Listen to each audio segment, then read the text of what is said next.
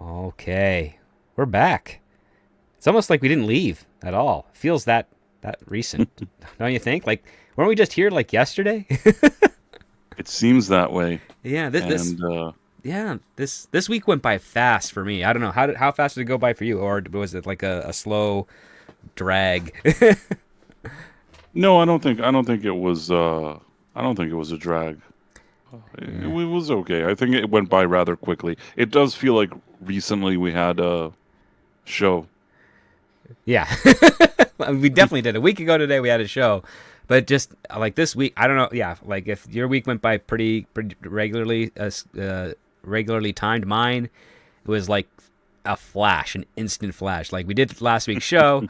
I went to work because we had Thanksgiving. I went to work, and then next thing I know, I'm on your show on Thursday for Quantum Leap, and then it's we're doing another show Saturday. Like where did Monday, Tuesday, and Wednesday go?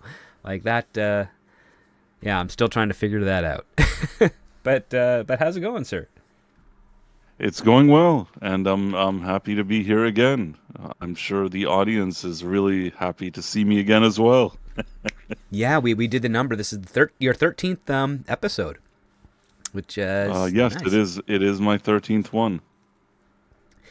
Yeah, we got an interesting script for everyone. Excuse me, out there tonight. Um, so let's get ready for today since we are getting the confirmation the audio is good. Oh, so boy, still got this cough. Trying to get rid of it. It is not wanting to go away. Uh, okay, well let's see if I can get through this with only one cough instead of 1,000. uh, excuse me. There we go. There it is. I've just opened up the well. Okay, here we are.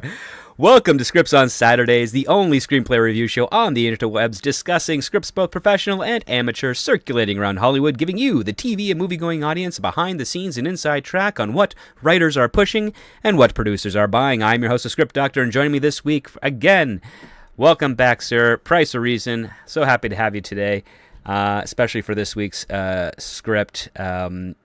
Yeah, we've got we've got a comedy script for us to take a look at. Does it make Yes. us laugh? Well, Well, we're gonna let you know for sure. We're kind of we spent a long time in the green room making sure we did not tip our hat or tip our hand of how we felt about this week's script. Um, so yes, this week we are reviewing a script called Three Hitmen and a Baby. This placed 66th in the 2024 blacklist with 10 votes. It was written by David Matalon and Matthew Altman. And Price, please share with us the log line for Three Hitmen and a Baby. okay, I'm doing that now. Right. Hold on. Okay. Log line. Okay. Three of the world's top hitmen must take on their most challenging assignment yet, babysitting an infant who holds the key to their survival. Yes, so the synopsis for Three Hitmen and a Baby is as follows. World-class assassins Tom, Charlie, and Holland master the art of silent takedowns and shadowy escapes until a desperate ex-lover, hot on the heels of a ruthless Russian mobster, Volkov, shoves her squalling infant daughter into their arms, swearing one of them's the unwitting dad. Dodging lead is their specialty, but diaper disasters and dawn cries, pure pandemonium. Racing to snatch her mom from cartel claws while hiding the infant, these killers confront a buried bombshell that threatens to shatter their lethal brotherhood forever. So, Three Hitmen and a Baby. I spent way too much time working on this thumbnail. I wasn't going to use AI for it, and most of the time I spent was making sure that the center character holding the gun was not pointing it at the child. Um, See, yeah. Every matching hand with the gun thing always kept it pointed. Whenever I put up there, kept on pointing at the kid. I'm like, no, this is horrible. I don't want that. Just can I bend the wrist? It took a while to do that, but I think I pulled it off. It's definitely not aimed at the child, so therefore it will not violate any YouTube guidelines. Um, but yes, from the thumbnail, this script is pretty much and we're going to get into the Who details did of you it. cast? Who did you cast here? I'm trying to look at these people. So I've got Daniel Craig as the older character. So we'll introduce the characters, and I'll share with you the little connections I His made. hairdo is different because you pasted him on Selleck. Oh yeah, I did not do anything to the hair. I kept it very. Oh 80s no! hair. It's funny. It's funny. It's even funnier this way. But okay, so the middle one is Daniel Craig. Daniel I'm Craig. trying to. It's small, so I'm trying to kind of look at it. Wait. Is that Jake Gyllenhaal? No, that is Tom Holland as the young guy. And No, the one on the right I thought was. the Jake run on the Gyllenhaal. right. That's Brett Goldstein from Ted Lasso. Again, the hair confused me a bit, but yes, I get it. Yeah. And Tom Holland. Yeah, I could see that now. Yeah, Tom Holland as Holland because listen, if the writer wasn't going to be inventive with the name, why should I get inventive with the casting? But yes, so yeah, we have three characters. Tom Valentine, he's 50s. He's like the Tom Selleck archetype in this version. We have Charlie Hart, who is described as like a large Viking physique, but he's also like doesn't express any emotion other than anger. And Holland Beck, who is on anti-anxiety, neurodivergent medication, and uses a drone to take out his targets. So you've got three distinct generations of hitmen that will eventually find their way to each other in a story that is very similar to the movie directed by Leonard Nimoy back in what year was that? 87? I thought it was 1987. 87, I think it was 87. Yeah. Let me see. Now I'm curious. Let's see. Three Men and a Baby. 1987. Yeah, it had to be 87. That's right. So this one here, it's written by a writing duo. That's as far as I really want to go with that part. I wouldn't be surprised if their names are A and I. I don't know about that, but I'm just kidding. But it was a joke because AI. Yeah. Well, I mean, it's two guys. They are represented by Paradigm. They're Gotham. Yeah. By Gotham Group and Parallax Talent Management. I'm familiar with a couple of the people there. I've worked with Paradigm, but I've worked more for their music and for other stuff. I haven't worked with writers. Oh no, this Paradigm. is Parallax Talent Management. They're different. But I thought I saw Paradigm at the beginning. Oh yeah. Paradigm is the agent. Yeah, one of the I think the manager. I think Paradigm is the management for him because the agency is the Gotham Group. But yeah, no, Paradigm. They do a wide spectrum. Yeah. I've worked with talent that Paradigm were their agency. Maybe they shifted to management. Or management firm, or maybe, yeah. I mean, it's kind of interesting that you'd have two agencies for a single writer. I mean, I don't meet many writers that has like a writing agency with a contract with one agency and a contract with another that are both for screenwriting. That's agency or management. Yeah. But, I mean, Paradigm Talent Agency, that's the thing, but maybe they're doing management. I just have no idea. Might be, maybe this guy's got a management division under their talent division. But aside from the credentials of these writers, we open up with, of course, an action set piece introducing our three main characters. Tom Valentine is, of course, described as someone who is so good he makes James Bond look like Bambi.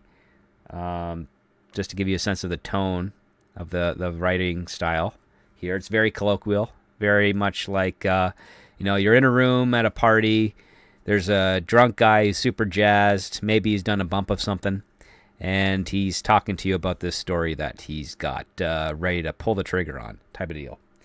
That is kind of how this story goes out, and it does have a Bond style opening of sorts where he's going into this cathedral in Spain, and it's not a real cathedral. It's just a front for a whole bunch of evildoers posing as men of the cloth, And of course, the person that's orchestrating this is this big guy named El Lobo.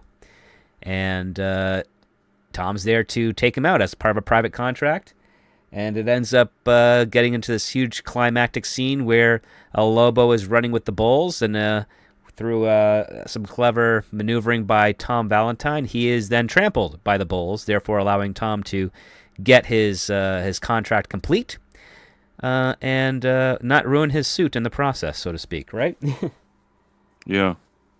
Now, one of the things I wanted to pick your brain about on this price is that, so Tom Valentine is described as 50 years old, and he is doing some parkour stunts in this thing and outrunning motorcycles. And I just wanted to know, like, did you buy into that? Did the tone of the script really establish that we could get away with a 50-year-old man who's also a hitman, who's in such physical peak that he could achieve this thing in this way, this type of set piece?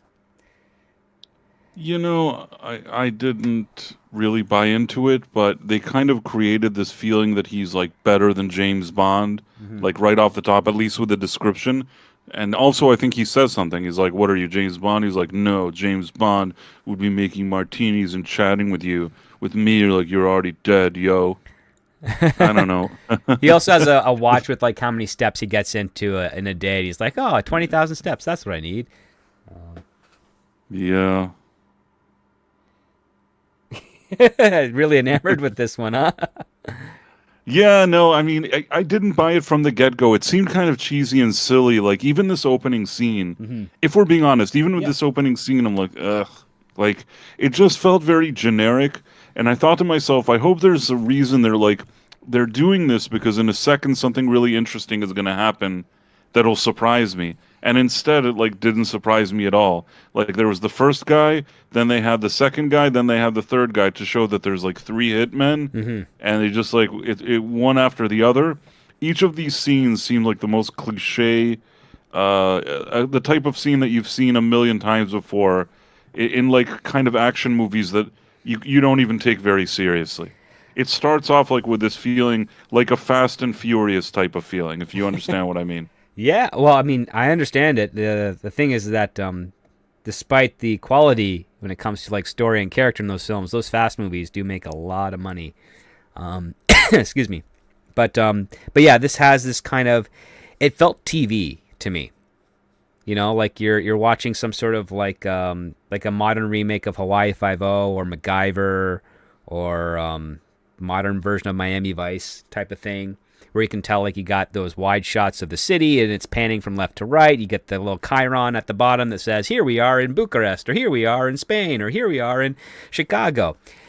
You know, and it's that type of font style that's used for like top secret documents. Excuse me. You get that type of feeling because after like we see Valentine achieve his contract in Spain, we jump to Bucharest and Romania, and Holland, who's our dinky 20-year-old guy. Oh wait, sorry. Actually, I skipped over Charlie because his scene was so short and kind of boring. Yeah, Charlie is our next guy. He's 30s, kind of Viking-like. He ends up hitting on some woman named Sin, which is such an original name. And that, of course, gets the club owner upset, pulls him in, find out the club owner is this guy named Martin, who's French, very, very French, you know. And, of course, he's basically saying, like, yeah, you hit on my girl, so I'm going to kill you. And then, of course, Charlie, like he's Gene Wilder in Blazing Saddles, just like pulls out a gun. Fastest gun in the West, exactly. Just pulls out his gun and kills these guys so quickly. Right, and then the other people, you're like, you got 5 minutes to go polish your resume, boys, and they're like, all right, we'll see you later. They just shrug and walk away. It's like, you know. Right. I don't know why all of this annoyed me. Is it just me, or it brought me into the screenplay in the worst possible way? Because it's like cliche scene that's stupid and another cliche scene that's stupid. And I already saw the title of the movie, so I said, okay, we've seen two hitmen. Obviously, the next scene is going to be another cliche, stupid thing with a hitman. And sure enough, That's exactly what happened. Yeah, like the By the way, Charlie one was not as impressive as the Running with the Bulls.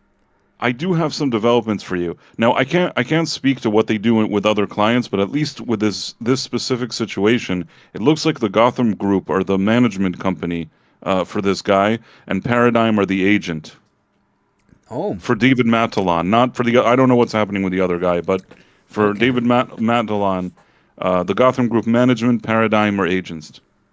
Oh, so they've must be thinking of a different Gotham company that does lit just screenwriting agents if they're going to be the management So, group. sometimes they do weird things. Because by the way, Paradigm, I was reading that their parent company then bought some management companies. So what you're saying, it's not like you're saying something that's completely outrageous. I Yeah. just know that in this specific case, it appears to be the case, but that doesn't mean that every case would be like you. Hollywood these days, you don't know. You know, they're doing a They lot of kind of. there's It's a some survival game now. to a degree it is, yeah, because I mean I know some agents that have left to become managers and then they've started their own management firm. I haven't yeah, I must be confusing Gotham Group with another Gotham agency that I've worked with before, or at least worked with somebody who's with them before. But yeah. Um so yeah, the Running with the Bulls set piece was probably the only interesting one that kind of felt James Bondy-ish, but also a little anticlimactic because one of the things that when you're dealing with heroes, especially when they're like supposed to be the best of the best of their game, you're not so really supposed to show us them being able to do it so easily or effortlessly. It needs to show like skill and wit, especially when it's up against an insurmountable challenge. Like in the first one that we got here, the one with Tom Valentine, you know, he gets quote unquote ambushed by a bunch of fake men of the cloth in this church in Spain, but you know he draws his pistol, he takes out the bodyguards easily. The head honcho El Lobo, he runs away, and now you're on a foot race, and then it happens to be during the the running of the bulls, and there's not really much going on there other than some people are on motorcycles alongside the bulls. You got to watch out for the bulls, but we're not getting anything. They're not getting anything extra here. Like, it's just bulls, generic bulls. Like, really what you want to do is you want to say, oh, there's this one big bull we'll call Big Red, and it gets a lock on Tom Valentine, and it's chasing him while he's chasing El Lobo, and how now you've got these chase of a chase of a chase where Valentine's got this pseudo-ticking clock, which is, can he get El Lobo and get away before Big Red the bull that's barreling down on him, you know, stabs him with his horns. And we got to see how close he gets, where it can either distract him so that El Lobo gets, you know, further distance away or manages to get off the road, or any other type of obstacle, so that we can see, you know, how this character reacts to challenges.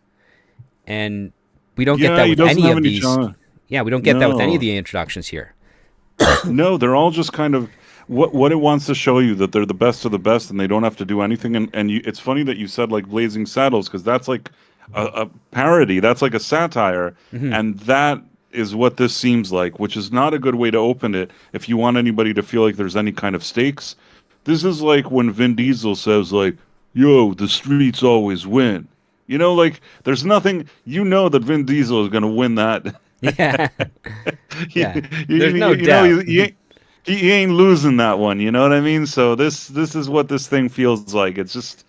And the fact that they couldn't even show you something that he's a cool James Bond type, but he actually has to say that he's better than James Bond, so you know how over the top this character is. And that's the first character you're introduced to, and he just so nonchalantly does everything. He's already like the best. We talk about sometimes about like Mary Sue's or stuff like that. This would be like the Gary Stu version or whatever you want to call it. And I don't love that either.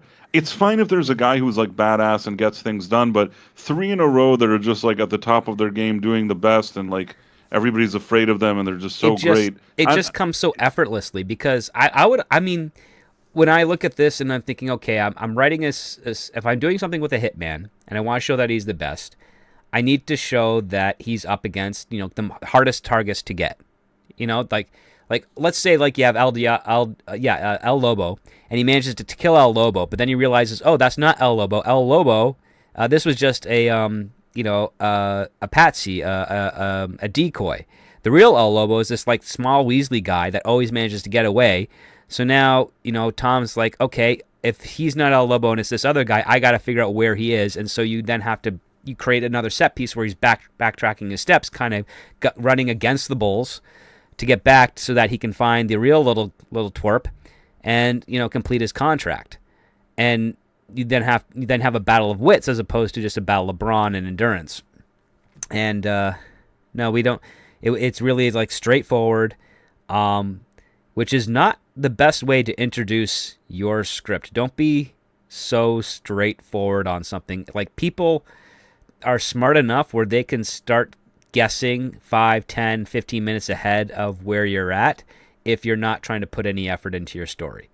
Like, after we just saw the Tom Valentine thing, we go into Charlie and he's in the dance floor. He flirts with Sin. He's brought up to the club owner's office, kills the club owner, and then tells, like, hey, you bodyguards better, like, revise your resumes. I would be of the kind where it's like, no, I'd have the bodyguards still, make an effort to kill him, because then they could say, yeah, what a hollow up my resume is that I killed the guy that killed my previous boss. So I always get revenge, for, right. In the event, like, they don't have to know that I was witness to them being killed. All they have to know is, like, yeah, I found out the guy, he was killed, and I killed the guy that killed him. And I can put that on my resume, and then you're guaranteed another job. Of course, if he goes honest, like, yes, why are you looking for a job? Well, I let this hitman come into the office, and he killed my employer. It's like, he's never getting hired again. Of course, I would really have liked a scene where a bodyguard was honest that way at an interview to be a bodyguard for some other type of criminal guy. Right.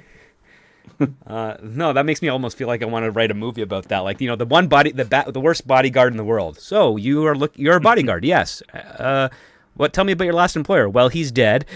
Why is he dead? Well, he asked me to bring this guy into his office, and then the guy in his office, we checked him for guns, but he had one hidden in a place where none of us felt appropriate to check. And, so he killed him. And, I'm here. Oh, what happened to the guy that killed him? Oh, well, we let him get away. It's like, yeah, you're not getting the worst hired. bodyguard ever. Worst bodyguard ever. It's like, no, you're not a bodyguard. You're going to be one of my goons. I'm going to, throw you to the wolves if something, real bad stuff goes down. But, Totally. excuse me.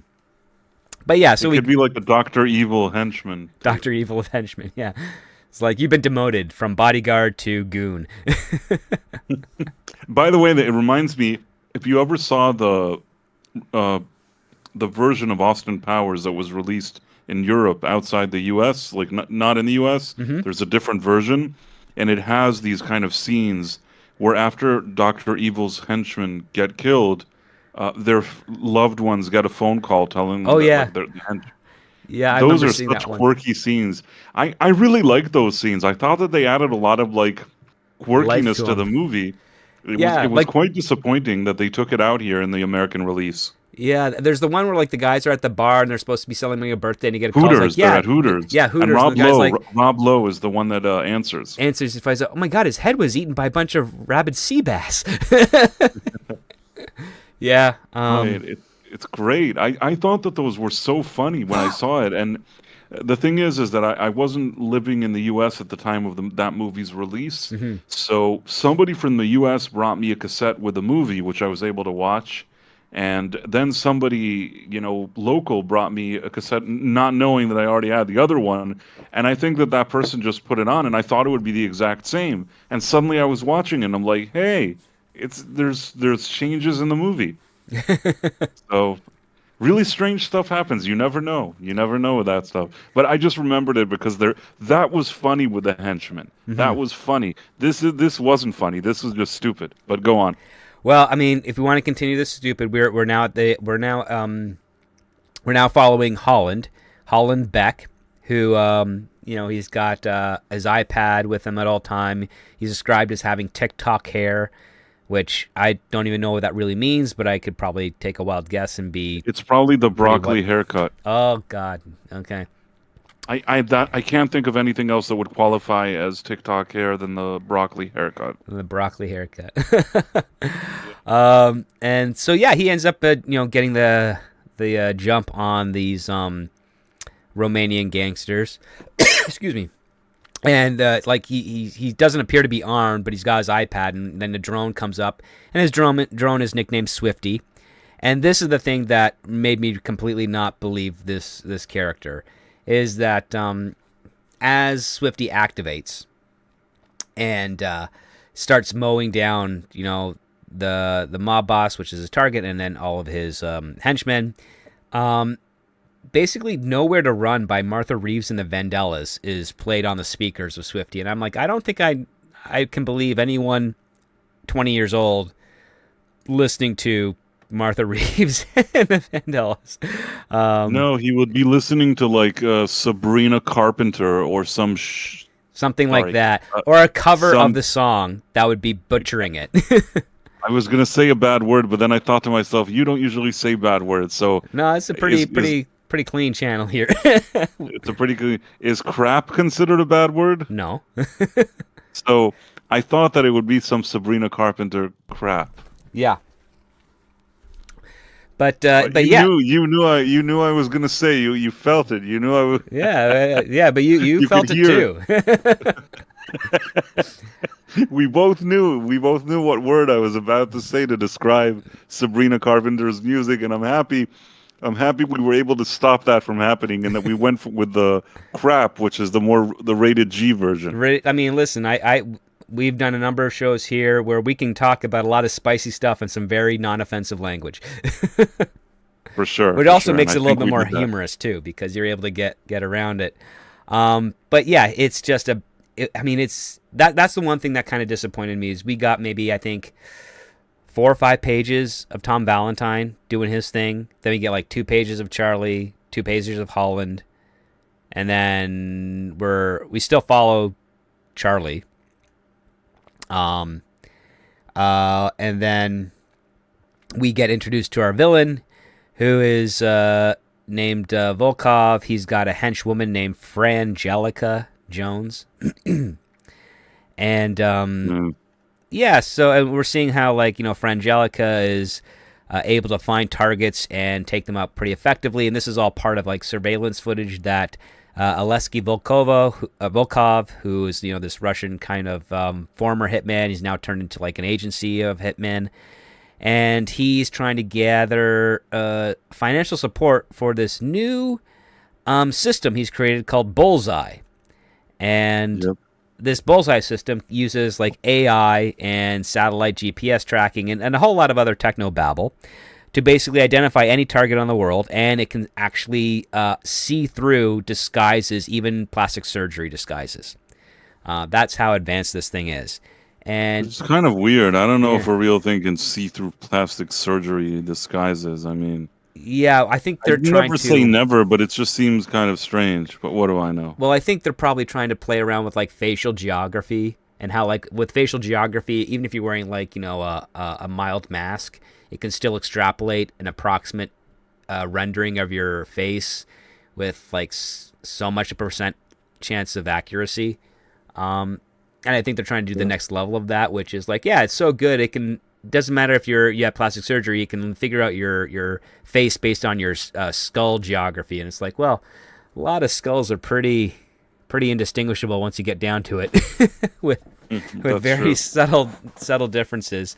But regardless, this is the premise that the screenplay is asking us to buy into, is that he has this system that he needs financial backing so that he can release it worldwide, because right now it goes local. So wherever he's got satellites in orbit, or he's have access to camera systems and smartphones and stuff, he can do so in a smaller area and then pinpoint what he wants. Kind of a little the Dark Knight cell phone thing that Bruce Wayne and Lucius Fox in that movie kind of used, but isn't all sonar. It's full live proper footage, but it's pretty successful. And even though his investors are doubtful, he basically says, well, listen, I've got the one target I'm going to take out that's going to prove how amazing this is. And he says, behold, the only known picture of the Invisible Man, and it's a guy that's got a blurred out face. And he's like, he's the most impressive hitman to ever have lived. Hasn't been active in a while, but we know he's still alive. And my system is so good, we're going to be able to track him down and kill him. And then with the dental records, we'll be able to verify his existence, which made me scratch my head because it's like, well, if you don't know what he physically looks like, what are dental records going to do? Like, you have to have a frame of reference True. for a dental record and to actually work. You have a good point. So again, we have a writing duo here that recognizes things that are superficially cool, but doesn't appear to really comprehend how they work within a fictional narrative. But they have a style and a voice, I would say, that probably gets them a little bit more attention than the actual quality of their work. just throwing that out there. Their style and their voice is like, on the level of a chat GPT. Like, I know this sounds awful what I'm saying, but there's nothing that they've said until where we've gotten now that I've been like, okay, this is kind of cool. Like, oh, this feels like an original line type of thing. Yeah. Yeah, every single line that's been said up until now, and what we've discussed, has been something that you've seen in another movie in some way, shape, or form. To say that this movie until now does not reinvent the wheel in any way is an understatement.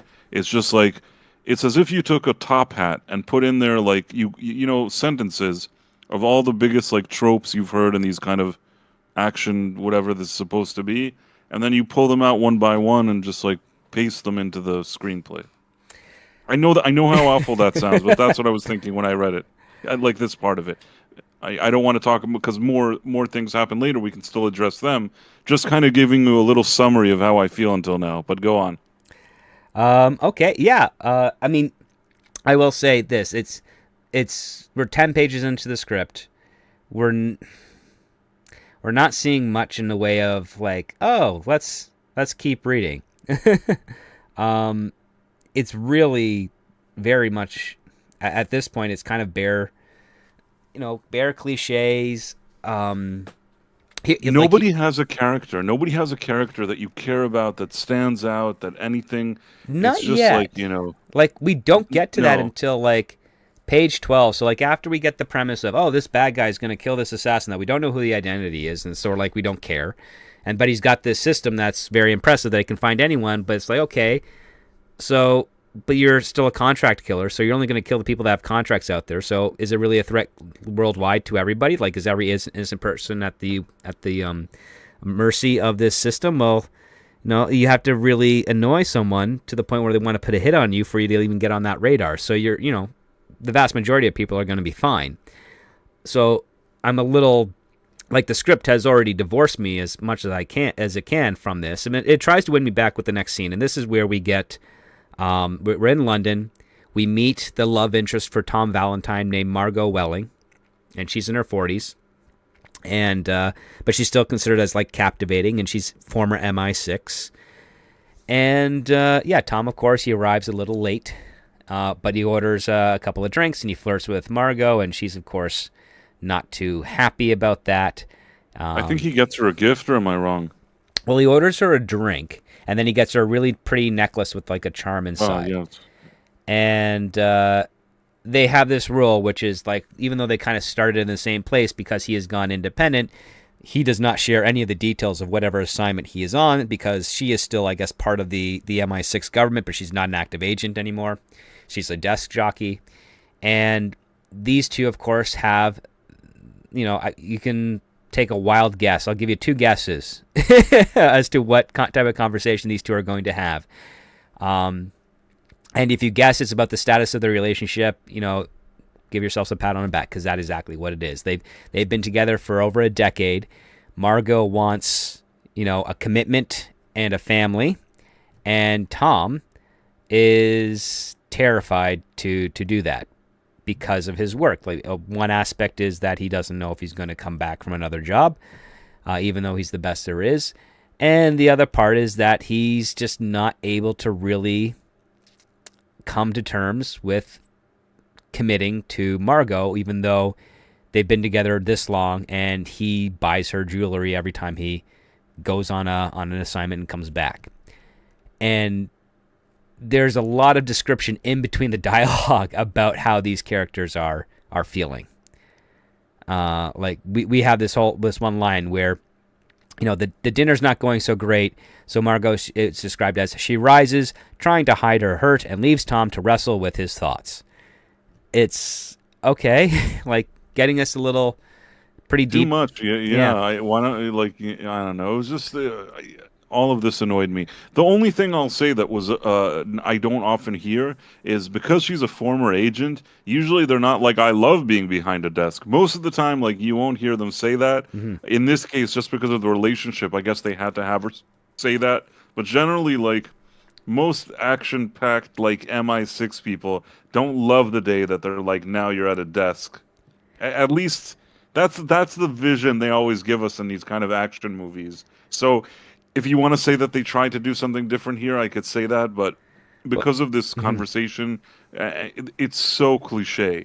It's like there's not even one interesting exchange or barb or anything that they. At least if they had funny banter, you know what I mean? At Yeah. least if it was like they're both really quirky characters that have the funniest banter, and they're not getting along, but there's something intriguing.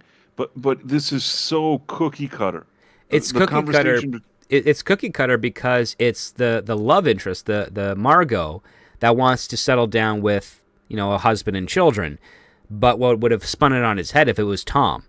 Like he comes back and he's like, "Hello, my love. Here's this gift," and he's like saying, "Okay, I got you the necklace, but I also have this other thing, and it's an engagement ring." And she's like, "Put that away. Come on." And then you realize Tom's the guy, even though he's jockeying around the world, doing all these hitmen. One thing he wants is he wants to settle down with this woman and start a family. And she's like, and she's the desk jockey who says, "No, I'm not doing this." And she could have a very good argument.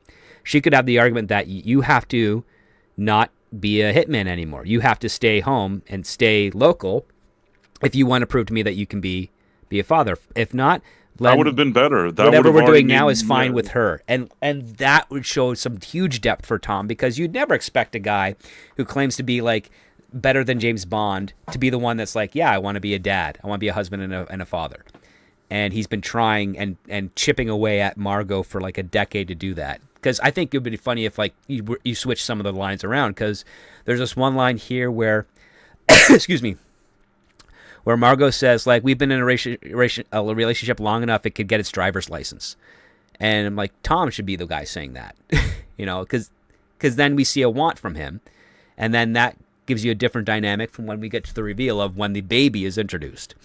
You're right. You're right. This is just like this is such going through the motions, Mm-hmm. and the reason why it annoyed me. You know why it annoyed me, script, and sometimes I get annoyed with these screenplays because real people represent these guys. Real people are reading their scripts, and bizarrely, even real people have put them on a list that they didn't even give them like a lower grade. They didn't get the highest grade, but they didn't get the lowest grade either. Mm-hmm. And some people read this and thought, well, this is kind of good, and that really surprises me. Like I'm not saying that I'm the best writer. I'm Mm-hmm. far from it. I am not the best writer. But man, these guys, like, I could write better than them. They've like messed up. They've fumbled every scene until now. You know what I'm saying? I don't know. I'm sorry this bothers me, but like every single scene until now, they've completely fumbled it. It's like why are you even writers? Like who decided that you guys are like legitimate writers? Well, I can probably tell you what the understanding would be, is that Okay. in the basics of this, on the creativity level, they have fumbled every opportunity they had. On the structure, character, setups, and execution, it is so by the book that it is predictable, but it's not done horribly. Like it's boring in the sense that like a lot of people that read these types of scripts, okay, yeah, I know what's going on. I understand this character. I understand what they want. I understand what she wants. This all makes sense. These are the stakes. Okay, all well established. All very basically these two guys, they understand the structure of a characters in a screenplay, but that It's not enough. It's not enough for a screenplay. The fact that yeah. you know you understand how to do a structure like a movie, that every scene is just like a big cliche, that like there's no stakes, nothing, like it's just Well, the stakes are generic. kind of are they're there, but they don't have that extra hook to them. That No, part it's like there, they've watered down the stakes. it It's like feels that way. sludge. Well, but the thing is, It's just having a structure isn't enough. That these guys are represented by paradigm. You they know what I'm are, saying? Like, but that's because I've read enough screenplays of everyone else that has no structure. And so when you can nail structure and character, you are already 100 steps ahead of your average competition. However, these guys And the here, I would bar is say low. they are still in the 90% that are not good enough to be in the 10% of what you normally gets made. Like, No wonder we've been seeing from Hollywood the worst screenplays in the past like 10 years. Because if these guys are celebrated as like, the pick of the litter, I'm we're not in sure about trouble. that. I'm We're in not sure trouble if they're about the pick of the litter. I'm not sure about that, but this happens. This is with every generation. That exponentially as technology gets a bit more accessible, you get more people that are trying to venture into the creative arts.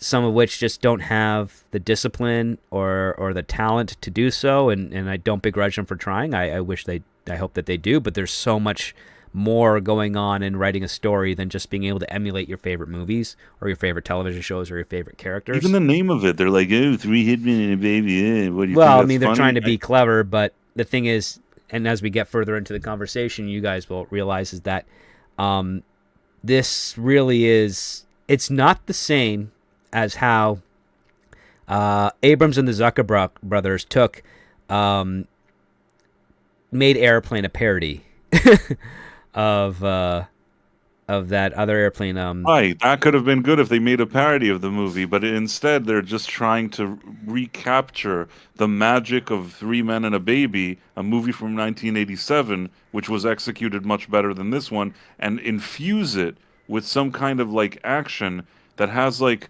such generic action that you'd think you could watch it. I'm not even going to say like the early Fast and Furious. I'm talking like chapter 10 of Fast and Furious. Fast X. That's like the level of like logic that the characters are. You know what I'm saying? When you already watched like the 10th movie, everybody's just on autopilot there. It's just nobody cares. There's some cars driving around that none of the dialogue or story even makes any sense. And that's what I felt here. It makes sense, but it's just there's nothing. It's just cookie cutter and generic. And sorry if you liked its script. I don't mean to Oh rain no, on it's your not parade. that. It's Sorry not if I'm about being that. so tough on these two guys who I have very little. I don't want to say very little respect for, but I don't know them as people. Maybe as people, I would get to know them and I would respect them as writers. If this is their like their top work, if this is how they present themselves to Hollywood with real agents as the pick of the litter, everything we've seen until now is a disappointment and makes me question that whole system. But go on. Well, I'll put it to you like this. This is the stuff that I learned not just in film school, but also out in the actual industry. Even if you can tell the most cliched story well, that sets you apart of everybody else. That's just the way it is. Like if you can find people that know exactly how a story breathes and lives and functions and turns and what have you, you can shape them into really good writers because they've already learned the hardest part, which is how does a story function? How does it work? How do the characters are played out? The question It's being is not like when you it's not that's like your a start. citizen. That's just your starting point. The next part is great. Now show me your imagination. That's what sets you apart. Can you be creative? Can you be imaginative? Can you make any type of idea fit within the basic parameters of how a story is supposed to function and do it in a way that feels fresh and original and something that will gravitate the attention of other people? That is, the other big half of it. And I know so many people that have that tail end half of like, yeah, you can do something creative, got something different, something original, but it's constantly incoherent. You just cannot wrap your head around it because it doesn't have the natural, innate human understanding of how a story functions within that part. And so you have the inverse of that, right? You have something that's like, this is nonsensical, but it's very creative. And then we have this one here, which is like, it is very sensical. It is not very creative. But even this, I'll tell you, it's not like I thought of it and I looked and I'm like, wow, the structure is brilliant here. You know what I mean? I wasn't like wowed by the structure. It's sort of like the movie is at least executed in some kind of barely by the skin of their teeth. You can say that they created some structure that's not a complete disaster, but man, I mean, you need more than that. I feel like You these do. guys, and you're like, well, it's a good foundation. Maybe in the future, like they'll do better. I don't Oh, know. I don't know about This is like that. I just know that you this is an can shape these types of people to do better. this is an important list to be on. They have real agents in Hollywood, real people representing them, devoting their time to sort of build up these guys. Hmm. Maybe I'm wrong. Maybe I read this and this is the impression I got, and there's something else these guys are working on, and I'm going to be like, you know what, script, I was wrong about these guys. Completely Maybe. underestimated them. I don't know. But Yeah. but until I see that screenplay script, I can't help but feel that these guys, like, there's something a bit like, I don't want to use the word sham, but go on. Let's. Well, I wouldn't say sham either, because what do we have here? So I'll share with you like the formula so far. So we have the introduction of the characters and what they're good at. We then have the introduction of the villain and what they're trying to do. Then we come back to the characters in order and we start finding their flaws. So first flaw is Tom. He's non-committal with his woman. Second flaw is Charlie. He doesn't work well as a team because he's part of a soccer team somewhere at Hyde Park, and he never passes to his teammates, but he manages to always win the game, and he doesn't care. He's not a team player. He's That's not a like, team player, right? So there's his I other wonder flaw. if that'll come in handy later in the story. That'll be, if this is a setup that'll be paid off at some point. All of this stuff is communicated without any ambiguity, right? That's something that a lot of producers, especially actors, really love, even though it's not creatively done. Then what is it? The next time here, like where do we see? I'm trying to think. We got Holland, right? So Holland, yeah, he's like a contestant on the Great British Baking Show, and yeah, I can't even like remember his flaw other than the fact that he's easily panicked and he can't handle public places or too much attention or something, or maybe he's easily intimidated by women. I'm not sure. He does Lexapro pills all the time in order to get things going. But later, I think he didn't even. I feel like they abandoned this whole idea later. Later, there's some lady that he likes, and he's just isn't that the guy that's that with likes lady? Frangelica. He's enamored with her, but like anime girl, who's like, Right, but interested. why? Like, is there a point in the screenplay? Maybe I missed it. That Mm-hmm. kind of explains why with anime girl he needed to take the pills, but with the other lady he's just like, why? Because she's a killer too, so he like digs that or something.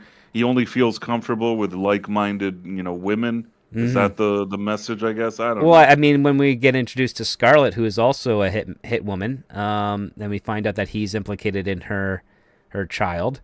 Yeah, I would say yes. If you're if you're of the He's scared of anime girls, but not of hit women. exactly, yeah, an anime girl is too extreme for him apparently. Kind of weird, but whatever. Go on. Yeah, and then of course, so we get those three flaws of the character. Two of which is almost non-committal. One is like selfish, and then we go to meet our mentor figure named Murray, who's in his 60s, looks like somebody's eccentric granddad, having eating a bagel and schmear, and he's just really just shooting the breeze with Tom, saying that he's got like a contract, and you have to go meet this person, and it's really important that you do. And even though Tom's telling him, like, you taught me all these things, and you're now telling me to violate all these things, he's like, listen, if it's, sometimes the small things in life are what's really important, and then getting this done is what's going to be, useful to him. And so he's of course, Tom is driving, of course, an Aston Martin DBX, because why not have any other type of expensive model car? You got to have the one that Bond is famous for. And they're sent out. There's no originality. He has No. like an Aston Martin. Like they've done nothing. At least give him like a different car. Do something. Yeah. But never mind. Go on. No, I mean, like, listen, even with Austin Powers, you had the Jaguar, but they called it the Shagwire, and you're like, that's funny. Right. Do anything that's a little bit original. Like Yeah. these guys don't have an original bone. Like it's just sorry. Go on. No, I mean, it would be funny if he This whole drove like stream, an this whole '87 Oldsmobile. Like you're like, why do you have that old car? Right. It's 40 years old. How do you keep it running? It's like, I'm attached to this. It's also tricked out with tons of gadgets that you'd never see in an Oldsmobile. Right, exactly. He's like, you think this is a 40-year-old Oldsmobile. I've made some modifications to it. And then they kind of all roll their eyes, and maybe later, some stuff that we don't even anticipate, cool stuff is going to happen with this car. Anything, really. Even that, it's not like we reinvented the wheel now, but it's just so lazy that he has the Aston Martin. It's like, guys, come on, we get it. He's like a James Bond type. But him talking about the fact that he's like better than James Bond and driving an Aston Martin to me just is like no creativity whatsoever. I'm sorry. I feel like this whole time, like anything you're gonna say, you're gonna get me annoyed. Well, I mean, I'm sorry, Script. I'm we so have our sorry. set Like, piece is out in this English barn in the middle of nowhere, and this is where Tom, Charlie, and Holland kind of convene, and they find out that they're all friends with Murray, and they're all brought to the same part here, and what ends up happening is they think they're getting ambushed, and it turns out that Scarlet Ward, who's in her early 30s, whose hair's whipping in the wind, think Hannah, and I'm like, all grown up and at the top of her assassination game, and I'm like, well, who's Hannah? Or are they referring to, was there a movie called Hannah that was about a child assassin that's grown up or something? I'm not sure. I think so. And I'm like, it's pretty obscure because I don't even think many people remember that movie. But yeah, he's like, yeah, think a female assassin that was a kid that's all grown up. And what happens? Well, she's on a motorcycle. She's got a sidecar with her, and inside the sidecar is a little girl, a couple months old, maybe 6 months or so. And she's like saying, "Yeah, I'm in trouble. I need your help. I need you to take care of this baby, so that I can get away from my ex-boyfriend who's been following me nonstop." Her ex-boyfriend is, of course, Volkov, and and yeah, so while she's trying to hand off the baby, they get ambushed. Now we're into the set piece where Volkov's men, one of which is, of course, Frangelica, and then another guy named the 300, which I don't get why he's named that. He just is. I think that he's. I could be wrong, but I think that he's called the 300 because maybe he's like big and muscly, like in that movie 300. That's what I was thinking to myself. I could be wrong. Yeah. I thought it's either a wrestling reference that I don't remember or don't know what they're talking about, or they mean like the movie with the muscle men because they're trying to say that like it's kind of like those gladiator types from that movie. Right. Now the 300 I don't think has a single line in this movie, which is kind of disappointing. I mean, we got a guy named the 300, and he's built big like a wrestler, and he's ripped. You kind of want to have him, talk. So yeah, I agree. Doesn't have to say much, but like heck, even in that Tulsa King show, Bigfoot speaks. True. You're right. So you could at least give it that. But anyways, so yeah, we get into a set piece, and it's a big set piece using motorcycles, tossing around, the sidecar with the little baby inside. They managed to get away, and hide out in Tom's apartment. And this is where, this action set piece is like almost 15 pages. It's long. Yeah, it's a huge chunk of the. I feel that here. there's long stretches of this movie that are just like more action set pieces and more action set pieces. And don't get me wrong, I like action movies, but there's a few things that annoy me here. I like action movies like if you think of, I'm just giving an example, like I'm not saying that every movie of his is a masterpiece, but like Jason Statham, somebody annoyed him, he's getting his revenge, he's kicking everybody's butt. That's a movie that I understand. Usually there's pretty decent action sequences in it, and that's what you get. You know what you're getting. In this case, once it's like with the baby and they put her in the, I don't want to say it because it's still not here, that they put her in that pod. Oh yeah, and she's with the egg. Man, I was just like, enough of this. I don't know. I'm sorry, script. I'm sorry. But like, I just, there's something about these action pieces, even the way they're describing them, that annoy me. Not only that, is that a movie has to at least make you feel like you're connecting to whoever the character is in the action and be rooting for somebody. And, you can say what you want about Jason Statham, and maybe he uses a similar formula in every movie. He's just like a lone wolf, like a lone gunman, trying to mind his own business. It turns out that he has a past that he was either military or some secret something, and then he sees there's an injustice, and reluctantly he becomes the reluctant hero. He doesn't really want to do it, but there's no choice, and he has to go and kick everybody's butt and rescue whatever it is lady that they've kidnapped or whatever it is. You know exactly what you're getting, but you know what? It's going to be executed in a way that makes sense and at least hits the right beats to make you invested, even if you've seen that movie 20 times, okay? But in this case, they don't invest that. I'm not invested. It's like the introduction to these characters were poor. I don't feel that I understand anything about their character. It's more like, this guy likes Gadget. This guy is better than James Bond. How do we know? Because he told us that he's better than James Bond. This other guy is just, Selfish who even and knows? loner. Yeah.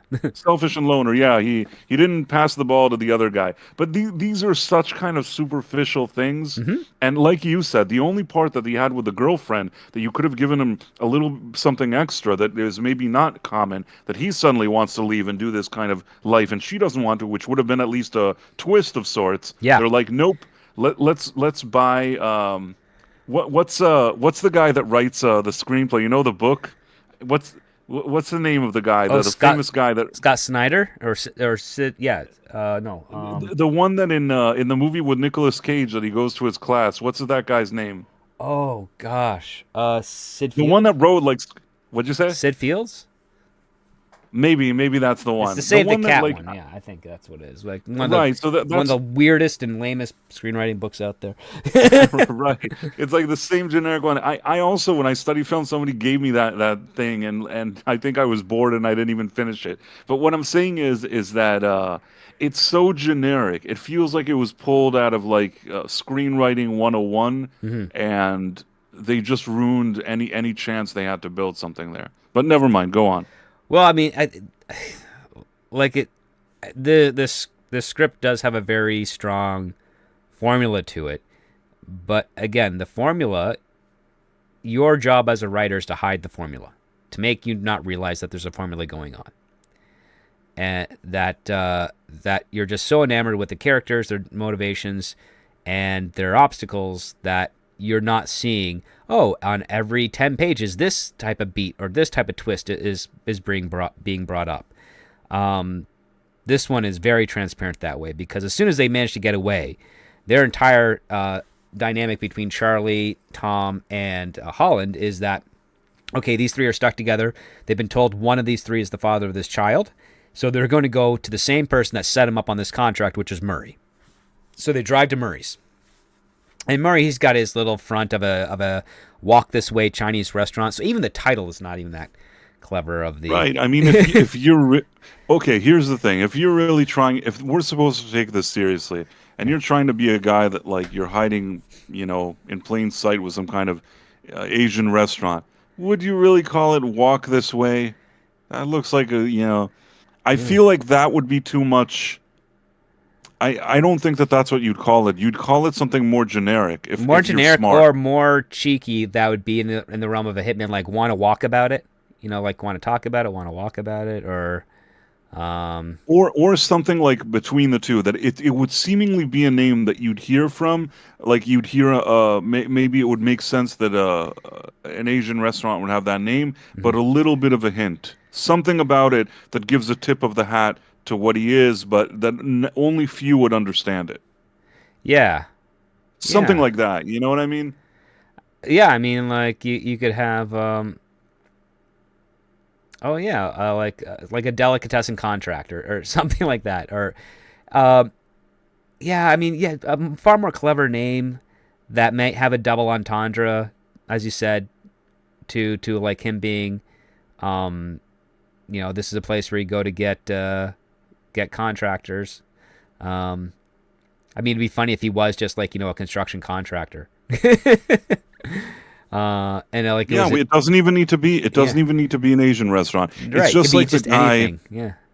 The guy on Breaking Bad that was like selling vacuum cleaners, and he's the guy that makes everybody disappear. Right. That was good.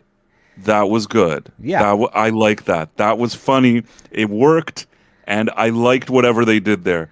That's what they could have done here. Walk This Way is just, it's another It's like they're attempted a joke that doesn't fit here, in my opinion. Not that joke. I don't know. It didn't make me laugh. I'm like, Right. whatever. It just had no. It didn't get anything out of me personally. But go on.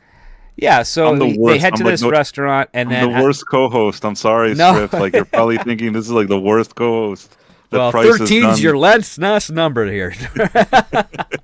This is my last time that I'm ever being invited here. I'm Oh, sorry. no, If no, you no. like it, it's cool. I don't know. You said the structure was good. No, no, the I structure it's exactly what a screenplay should be, but the thing is you're not supposed to see it so obviously. That's the biggest issue here is that I mean, this screenplay does have an action set piece between 8 and 10 every 8 and 10 pages.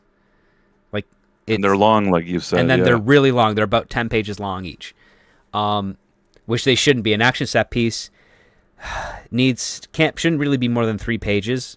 Especially if it's majority action, like you have to break that up with some dialogue, with some character, with something that isn't just walls of Yes. text. Yes, this is what I was trying to tell you. As dumb as the dialogue is in that Jason Statham movie, he says the few sentences that he needs to at least make you understand that there's stakes and move the plot from A to B, and also give you a little feeling that you know some character, what their motivations are, a little bit anything about them. In this movie, I feel like they don't take any of the opportunities for these kind of downtime between the action set pieces to really build up any kind of suspense or tension or intrigue towards the next scene. And then it just feels like a bunch of random action scenes. That's why I was thinking of Fast and Furious Part 10, because by the time you get to those later movies, you're just watching like a nonstop action scene. Yeah, like what's the crazy stunt they're going to do in this entry into the series, right? Oh, look at that! They're going to fly a car up in a spaceship and then launch it to go across, to orbit around the planet so that they can The get to a Earth, yeah. location just in time, and they're going to be able to survive with a simple parachute attached to the roof of the car.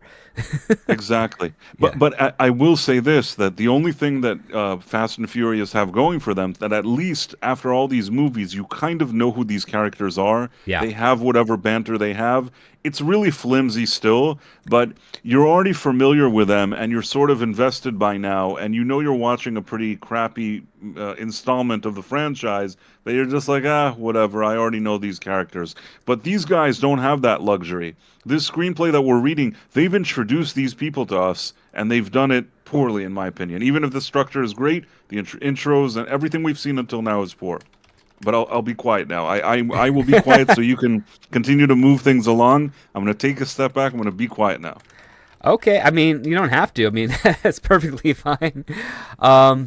So yeah, we get to Murray's walk shop, and it Murray comes out. He looks like he's injured. There's men inside that their bodies are all strewn about, and all of a sudden the entire restaurant explodes, and Murray's body's nowhere to be found. Tom is, of course, mortified by this, and we quickly cut to Tom's place where these 3 hitmen, enter in his elaborate apartment that has retinal scans and all this very fancy, decor and weapons hidden all over the place. And we get into the first moment of kind of downtime for these characters, as you were saying, where now Charlie, Tom, and Holland are bantering with each other about what to do with this kid and how neither of them are prepared for fatherhood, let alone babysitting.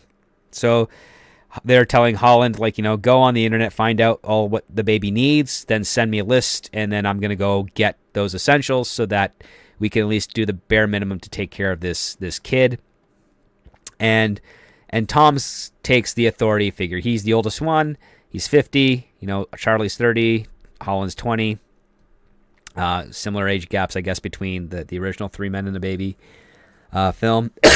And so, Tom's like, okay, I'm leaving you 2 guys in the apartment. You watch the kid. I'm going to go to the shopping center and grab a whole bunch of supplies. You text me what I need. And we kind of follow Tom for a little bit.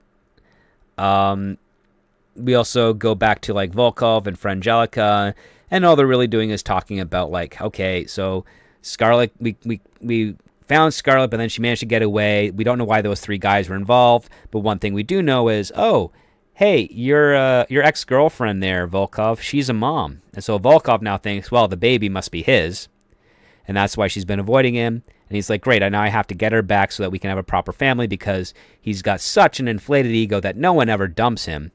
He ends the relationships, and her just running away is really just a setback, and he has to just bring her into her home, and then he can have the family he feels that he deserves, while at the same time trying to get and secure investors into his assassination of the Invisible Man. He gave himself, I think, 4 days to do it.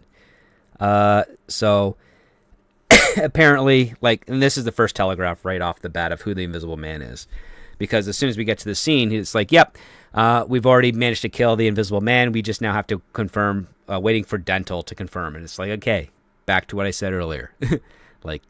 If you don't know who he is initially, dental records don't help. You need a frame of reference. And so this takes us to our first quote-unquote comedy scene of the script, which is around page 36, 37. And that's where Tom's in the baby aisle of like a store, like a supermarket or a Rexall or CVS or what have you. And he is looking at all of the assortments of baby food. And he has no clue what to get, but he bumps into... That was very cliche. That was in the... And also he bumps into that lady. Yes. And then she's like, good luck, you're going to need it. And I'm like...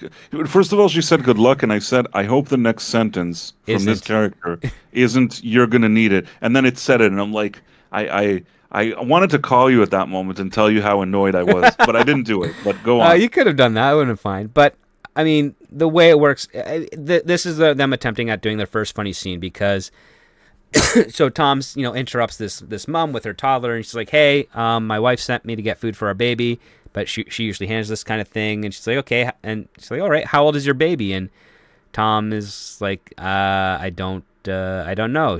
And then just describes with his hand, she's this big. And of course, this, is an odd thing for a person who's claiming to be a father of a child, under a guise with the woman. And she's like, you don't know how old your baby is? And he's like, well, we just got her. She's adopted. And she's like, does she talk yet? And no.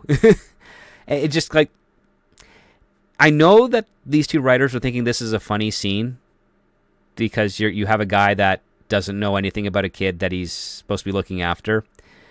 But it's not an awkward enough obstacle for it to really have any humor to it. It's just kind of pathetic. And so it doesn't land, because there's nothing inventive about this, because the mom now, the strange lady, she's basically just doing all the work and saying, here, get a variety pack of this, get a thing of this, that's fine. Usually what you do to throw this off is you make the mother, the one person that he asked for help, be obsessed with babies and wanting to see photos and wanting to know the name and wanting to know everything about the kid, but never answering his question of which would be the best food I could get my child. Because then now you have a conflict, right? The conflict is, I just need to answer, what do I grab for this kid so that it doesn't go hungry, and all you care about is, how long is my kid? How much does she weigh? What color eyes are her? What's her hair like? Is she growing hair or is she still bald? Does that bother the mom? Does it not bother the mom? Do you think that she'll be bald her entire life? Maybe if you show me some pictures. Do you have any pictures? How do you not have pictures of your baby? How long have you had your baby? All of those things that would just drive him nuts, to the point where now he's a hitman and he's thinking, if I could just kill her, I could get out of this thing and ask someone else. That would be a bit more funny. This we got, it was all bare basics right here. And then, of course, as you said, the cliche, good luck, you're gonna need it. Yeah, just did not it did not do anything. And then, of course, we get to the next pair of cliches, which is, you got to change that baby. First time changing the baby. Well, what do you got, right? I mean, everyone out in the audience listening could probably think of 5 or 6 different scenarios of what would happen here. Most of them would overlap with each other with the basics. Number 1, it's going to smell rancid. Number 2, they got to find a way to clean up the baby. Then they got to replace the diaper with something. And, of course, every time you're changing a kid in a movie, they're not done going to the washroom. So they're going to projectile something towards the face of the foolish man that's trying to do the good job of cleaning the kid, right? Yeah. So that's literally like the scene that we have here, with I think a little bit of an aside of how Holland used to be like he was scouted by CIA out of MIT, and then left the farm to go independent, and Murray found him and brought him on board.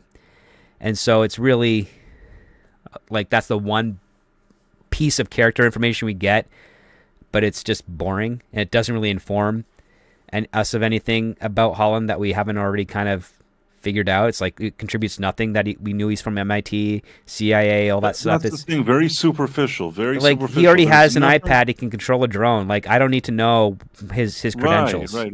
We get it. He's Mr. Tech, but they don't give us anything more about him that says, okay, I kind of understand what makes this guy tick, aside from these kind of superficial things. And that's the whole movie. It's all superficial descriptions.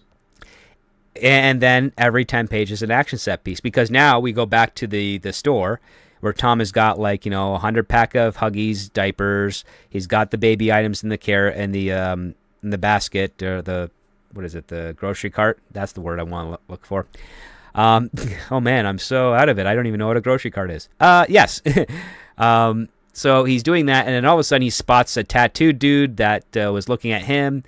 And of course, the tattooed dude pulls out a gun with a suppressor on it, and they have a fight in the aisle, surprisingly not gaining the attention of anybody. And I will say this: the Family Plan, Mark Wahlberg film, has a better grocery store getting into a fight scene than this one, because everybody sees it.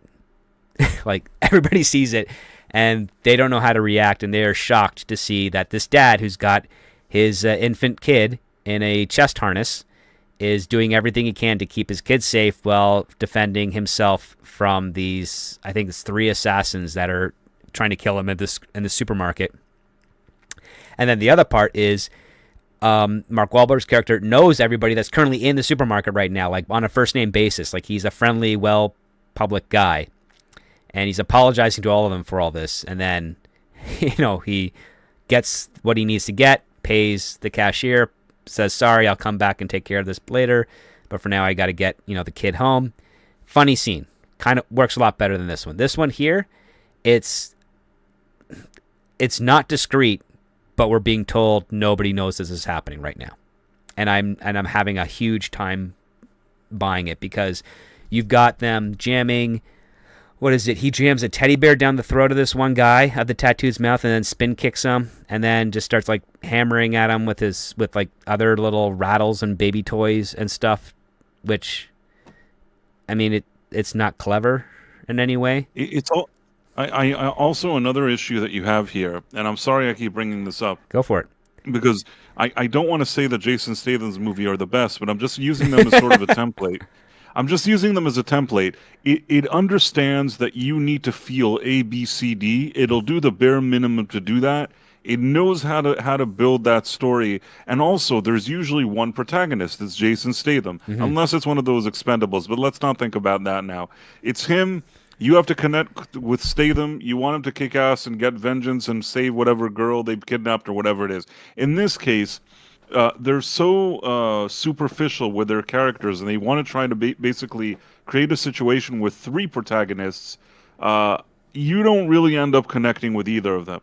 You could have also, aside from the fact that one likes gadgets and is younger and one thinks he's James Bond, if you would have just replaced the ages, replaced a lot of things, it wouldn't really have made a difference. None of these characters stand out as having some kind of big identity that you even really connect with or care about. And that's the problem. The motivation isn't there. The suspense isn't there. The bare minimum of getting us invested in these characters, they don't do it. Even if you say their structures is sound, I think they don't do the minimum character work in this movie. No, they don't. The structure is coming first, but then it is on the character, and then there's also the huge leaps in logic, because after Tom defeats this or kills this tattooed hitman, he's walking out of the parking lot with the shopping cart, And as he's unloading his shopping cart contents into the trunk, at the very bottom of the shopping cart is the tattooed dude's body crumpled up in the bottom. And I'm thinking, how did nobody see that? Like, even if you go through the checkout, you kind of have to empty the cart onto the conveyor for things to get scanned. So you've got this dead body, on the bottom of it. People are going to be like, what is that? Did you find that here in the store? If so, can we scan it? That puts a complete stop into what you're doing. Like, you just can't fathom how is he able to get that by everybody. Yep. Like, it doesn't make any sense. I mean, I will say this. Nope. We alarmingly did not have an intercom in the store that said clean up on aisle 6. Like, I can give a compliment there. We didn't get that line. That's always... Oh, yeah, they didn't have clean up on aisle 6. They didn't have a clean up there. But that was like the one that was missing from the bingo card. Like, they didn't put that one in there. Yeah, you got that one, we would have had a full bingo. And then we meander back. It's like, okay, they come back into Tom's area. They give the kid a name. I think her name's Millie. They bicker with each other. They find out that, when they're fighting, Millie doesn't respond so well to it, so they have to pretend to be friends in order to cheer her up. And they're trying to convey the dynamic that this kid has so much power over these three adults because they don't want to screw up her life. And it's supposed to, I guess, be charming, but it just doesn't feel authentic. It doesn't. It's not earned. It's not earned because they didn't do the character work.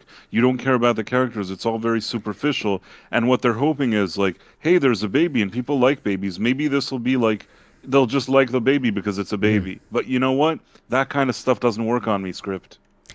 Doesn't work on a lot of people. I mean, like, you have to give us something going on here. Like, think of like the Roger Rabbit sketches where Roger Rabbit is trying to babysit baby Herman, but baby Herman always gets out of its crib and then starts wandering around, creating death traps all around it that nearly kill Roger and should, by any logical means, kill the baby, but it's supposed to be a very simple, like, Merry Melodies cartoon sketch that obviously no one's really going to get hurt, but you can see the stress, you can see the urgency, you can see the panic in the character of Roger Rabbit just trying to keep this kid safe. Otherwise, the mom is going to, get rid of him. So we have stakes. We understand what's going on here. In this case, again, they're responsible for this kid. All right, well, what's at stake if they fail? Like, the obvious is the child's life, but we know that's not going to be an issue with these three men, so give us something of actual stakes. Well, we're told that Volkov is interested in the child, but we haven't seen him really do anything to go after the child. He's just ordered his hitmen, keep an eye on them and don't make any contact, and then we have the guy that makes contact and he gets killed.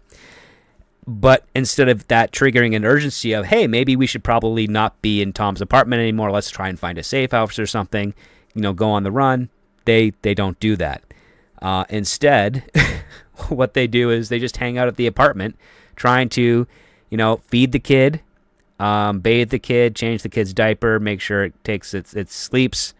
And we get that for another 10 pages until, they have to, until Margot shows up, I guess.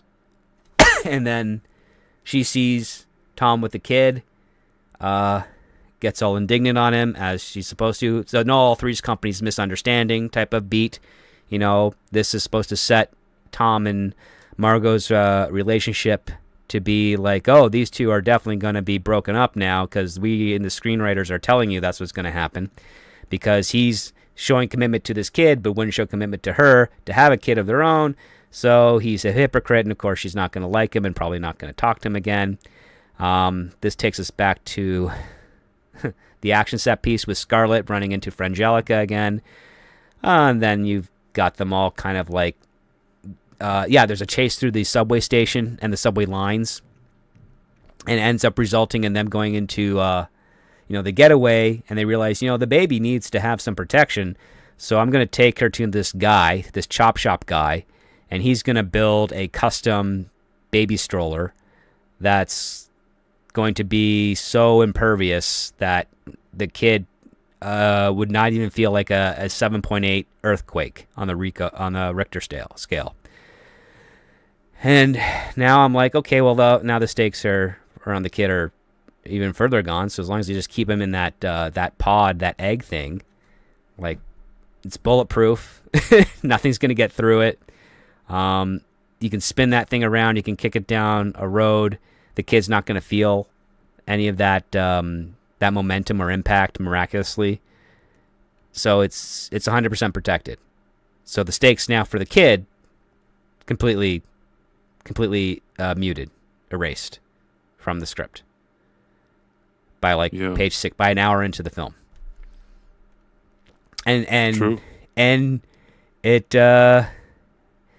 it gets weird because now we just keep on going into set piece into set piece. They get with Scarlett. They then get ambushed. They get separated. Scarlett gets kidnapped. Then Murray, of course, reappears. He's not dead. He's okay. He managed to, clean his, cover his tracks, so to speak. Then he comes up to the big reveal.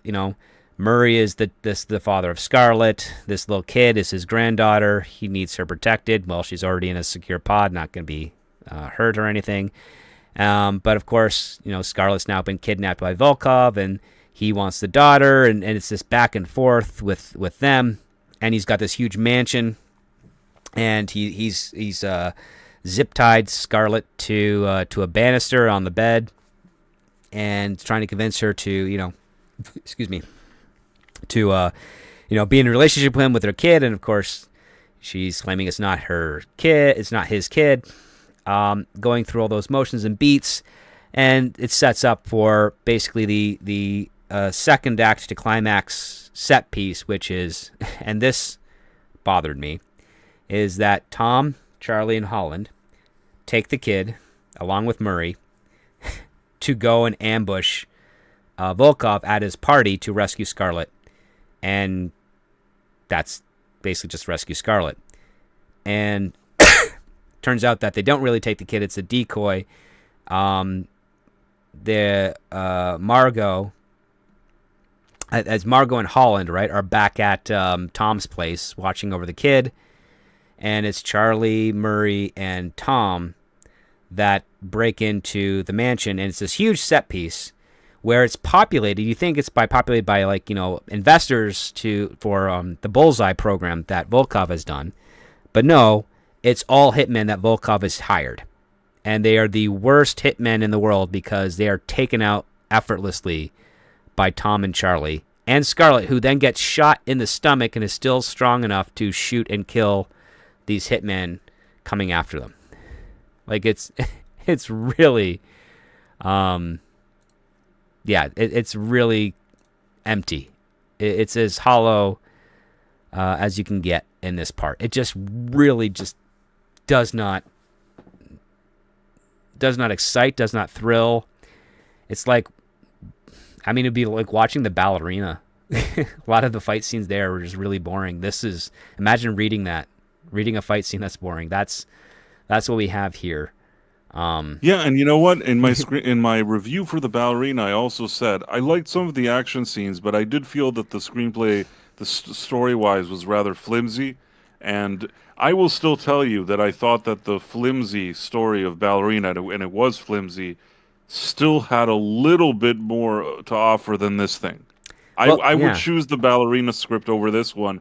Not that I would go out and pop champagne celebrating the Ballerina script, but I would at least choose it over this one because there's the minimal something that it fumbles a lot of things, but there's something minimal there. Well, the real estate is that you have one main character as opposed to three that are balancing the narrative. And they're trying. I mean, these two writers are trying to convey that Tom is really the main character, and that Charlie and Holland are very prominent supporting characters. But it just doesn't feel like it's got that proper balance to it. There's a lot. I mean, there's this subplot of Holland is in love with Frangelica, and Frangelica is hesitant to kill him because the script says so. She's kind of interested in Holland. So yeah, this trap of theirs that's being set for them by Volkov is clearly not a huge trap. They shoot their way out, but by the time they They realize it's a trap. Margot and Holland lose the baby to Volkov, and now they have to, they kind of have to like exchange the kid, and the only way they're able to do that is while they're in Volkov's mansion, they broke into his office, stole his hard drive, and now they know that about how Bullseye and how it works, and they're going to trade him some of that information plus Scarlet for the kid. It gets really convoluted, and it's all to segue into basically a huge set piece at the Piccadilly on Piccadilly with a whole bunch of cars, trucks, and a helicopter. And it's we're not going to spoil it, but we're going to cut it off there because it just gets very repetitive for the next 35 pages or so. And yeah, Maria is also the former Invisible Man hitman. So yeah, it was pretty obvious there. When I finished reading the script, I went to read like kind of an overall summary of the actual film of Three Men and a Baby. And yeah, it follows that model like pretty much to a T with regards to like the three men's character dynamics, the relationships, and also which of the three is the actual father. Like, you know exactly who it is if you've realized the model. They copied that 100%. That's pretty much. There's a few issues I had in 1987. Discovering who the father was and to do it quickly and at all was a lot more tricky. Whereas today, this should have been expedited very quickly. That's one thing, without getting into any details that happened later. But that probably should have been handled very, very quickly, right away, even before we ever saw these characters in this movie. But regardless of all of that, so we have that. The other thing is, Three Men and a Baby, because it was only dealing with those three men and a baby, you got to know those characters, and you were invested in the movie, that you knew exactly what you were signing up for and what it was. This movie trying to shoehorn, like you said, I don't know if they're trying. Did you say that they're trying to shoehorn action into Three Men and a Baby, or Three Men and a Baby into action? Doesn't Either matter. Or, Whatever shoehorning they're doing here ends up being like a fumble on both fronts. The story of the baby and the fathers comes off as like a big nothing burger, and you don't even care about any of these people. And the action just comes off as just repetitive and generic without any stakes.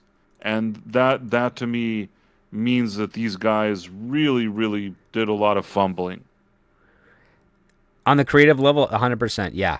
Because it is not...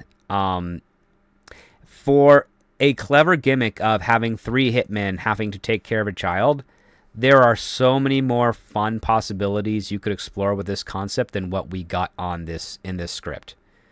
Just in that alone. Because we have essentially three types of hitmen that are relatively similar. Like, they're clean cut. They have their each individual flaws, but you don't have one that like tattoos his body after every kill. They're really like kind of well balanced individuals for all intents and purposes, and there just doesn't seem to be any sort of challenge presented to them for it, that they aren't able to easily figure their way out. Like, that's the problem. Like, they solve their challenges way too easily, and there's so many of these challenges to face, and they're mostly action set pieces by design, and that's a big problem when you're dealing with like an action film, is that you cannot have huge action set pieces every 10 to 15 minutes, because it is going to physically and mentally tax your audience. It's also going to increase your budget unnecessarily in a film, because the thing is, when you take a look at your most favorite action films, there's usually one, maybe two set pieces that are big that you would tell your friends about, that, yeah, you got to go see this movie because this dude, he's on the top of a building, there's a helicopter over top, there's the entire roof of the building is lined with C4, they're waiting for the helicopter to get close enough because the bad guys are going to blow up the building, or at least the roof of the building, and our hero is stuck on the top, and he's got nowhere to go, but he finds a fire hose, and he manages to tie a line to the edge of the roof, a support there, and then leap off just as the thing explodes, and then shoots with the last few bullets in his gun the window out so he can actually get back inside the building. Even though the roof is burning, he's safe. But holy crap, it was such a cool thing. He managed to leap just at the last second. I'm doing terrible service describing it. You got to go see this movie. It's absolutely fantastic. Oh, what's the title? It's Die Hard. Go watch it. Like, you don't have those moments here. Like, there's of all the set pieces that are described in here, there's not one that's more memorable than the other. And no, they also don't do anything fun with their setting. Did you touch upon the fact that they put the baby in like a cocoon type of metal thing? Yeah. They went to the chop shop guy and he built the cocoon stroller for her. Yeah, like the pod or the pram or whatever they call it. The pod, yeah, okay. It's so stupid. And that pod gets dinged around like it's in a pinball machine. And of course, the baby doesn't feel or notice anything and is just giggling and cooing. Notice. And you're like, oh god, that's boring. Yeah, it was. I mean, I read this script and all I'm thinking is like there are so many more fun, inventive ways to play with this to make it stand out. The other part too is I don't think with the title like this, 3 Hitmen and a Baby, you are saying like just like the 3 Men and a Baby, which is a comedy, this needs to be a comedy. And in order for it to be a comedy, you need to have jokes. It needs to be funny, and it needs to cross between the two genres of 3 men who are clearly bachelors having to come to terms with adulthood and taking care of someone other than themselves. And what's funny is that there's a double entendre there. Hitmen, they take care of people by getting rid of them.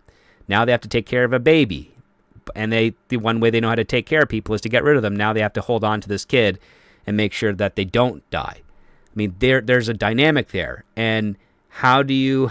The other part, too, is I'm not sure if these 2 writers really understood the level involved in taking care of a child. Because it's only doing the basics. Feed, change, bathe. There's other stuff going on with the kid. In 3 Men and a Baby, instead of running around like, some stupid thing that they're doing here, they're at a house and they have to get used to the baby living there and what it means to live with a baby. It seems like less of a fluid situation where people are putting some baby in a cocoon and throwing it around. It makes more sense and you can appreciate the process they go through. Again, even 3 Men and a Baby, and I've told you this, it's not my favorite movie, but it does what it's supposed to do. And it's serviceable enough for whatever it is, and they do go through that process. If at the beginning they don't know what they're doing, they keep getting better and better at it. By the end, they're like on top of their game. They all like the kid. I think that movie does what it needs to do. This movie doesn't do any of those things. It accomplishes nothing, in my opinion. Yeah, basically it's a type of script that if a studio assigned it to a writer and saying, I need the basics, give me a basic structured script of the characters, give me their names, their flaws, and the motive, the obstacle, whatever the bad guy wants. Give me that, and then we'll work. And then you turn this in, and then the producer says, okay, now we're going to get some writers that have creativity. We're going to say, keep the structure the same. Now, and the character count's fine. Now just make these characters stand out in every scene that they're in. And then that person comes in and rewrites it to make it filmable, to make it entertaining. To take some of the aspects that are seeded into this film and make them stronger. Because one of the things that's seeded into this film is that Tom actually starts to really get attached to the kid, holds the child, has a bit more responsibility and doting on the kid. And then we get the worst part of the scene of character development ever is that he's talking to this kid about how he was a child in the foster system or something of that nature. And how, he had terrible foster parents that weren't ready or prepared to take care of him, let alone some of the other kids in the house. And he's going to do everything he can to make sure that this little young girl is safe and can grow up safe. And it comes out of left field. Like there's no setup to that payoff. It's just there. It's just pure exposition. So, yeah. I mean, that's why I think like the idea I suggested earlier, like Tom being the one that wants to be a dad, a husband, and a father, that has a better setup because he's like, I came from a family that was broken. Like, I didn't really have a father. I didn't really have parents. And the one thing I want is to be someone that could be a great parent and do it with the right woman. And he thinks he's found her, but she's, Margot's playing distant, doesn't believe in him because I guess his line of work. But there's that dynamic that you can have for this. For Charlie is just angry, silent type, doesn't smile, nothing. He's like, you could take him out of the movie and it doesn't change anything. Same with Holland. Like, again, they have no impact on this story, and it's pretty. Yeah, it's a pretty wasted opportunity, in my opinion. So I got the name. I got the Chinese name. I think this is good. The Chinese restaurant, Swordwalk Empire. Kind of like Boardwalk Empire, but yeah, Swordwalk Empire. Right, but because they're mercenaries, They it's got a Swordwalk swords. Empire. But it could be like a swordfish. You know what I mean? Yeah. I think we could get away with it. Swordwalk Empire. That is better than Walk This Way. Walk This Way is what two, in my opinion, overrated. I don't want to say bad names. Highly overrated people. That's what they come up with. Walk This Way. Swordwalk Empire. That's what people. And it's not like I needed 5 years to think about it. You know what I mean? No, you did it in under 90 minutes. and we were multitasking. We were talking about how annoying their script was, and I also thought of this silly thing. Yeah. Swordwalk Empire. I now I have to use it somewhere. I mean, listen. Screw those guys. Trademark it, and then we'll start a franchise. It would probably do well. You never. Yeah, depending on what we sell, yeah, absolutely. Have a lot of fusion walk in there, So okay, without further ado, Price, let's get to the crux of this. It won't be of a surprise to anyone listening so far, but let's make it official. Would you give this a green light or a pass? I would give it a pass, but I will surprise you. There's only one scenario that I would give it a green light. There is only one in the world. Do you know what it is? Share with us the scenario, sir. It's a combination of a few things that would have to happen that are the most unlikely thing in the world. If I'm sitting in my office and in walks like Dave Chappelle, Chris Rock, and Kevin Hart, and they say, listen, we want to do this we like the structure, but forget about all this dialogue. We want to do the craziest, improv dialogue and banter between us. We have so many ideas, and we want to do, make this movie just hilarious, with all of our banter. And we want to do it for, only a few $1 million. If that comes into my office, I'd be like, screw it. Let's just give them a few $1 million and make this movie and see what happens. But that would be the only case that I know that this movie isn't good, but maybe they can do something that'll amuse me. Otherwise, in any other occasion, unless it's something like that, this thing is not getting a green light out of me. And not only that, I would also want to summon these two writers to my office and tell them that this is, they're in the big time. They're in the spotlight where real studios are reading their script, and they should feel a bit embarrassed that they've handed this in. Because they're not film students. You know what I mean? They're not film students. They are now legitimate adults.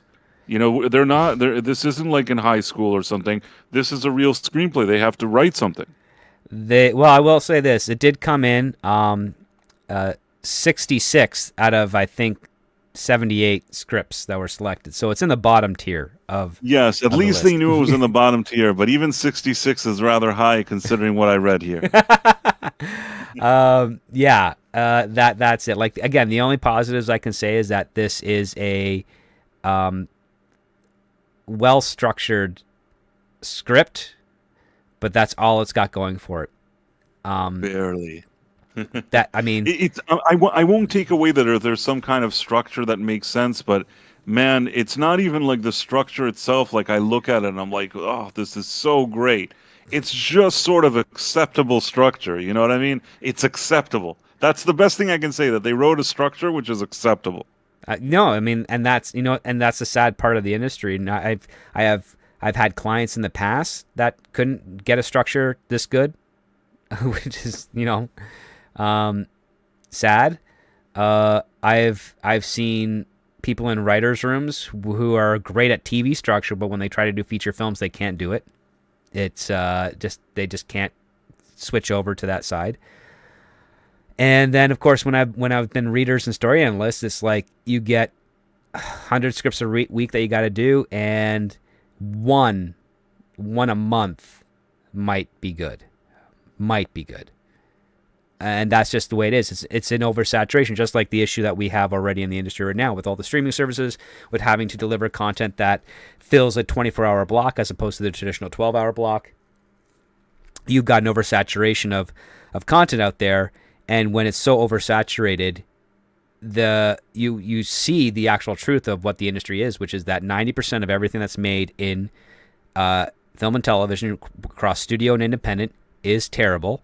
And the 10% that's good is the stuff people remember, and the stuff that influences and shapes future stories.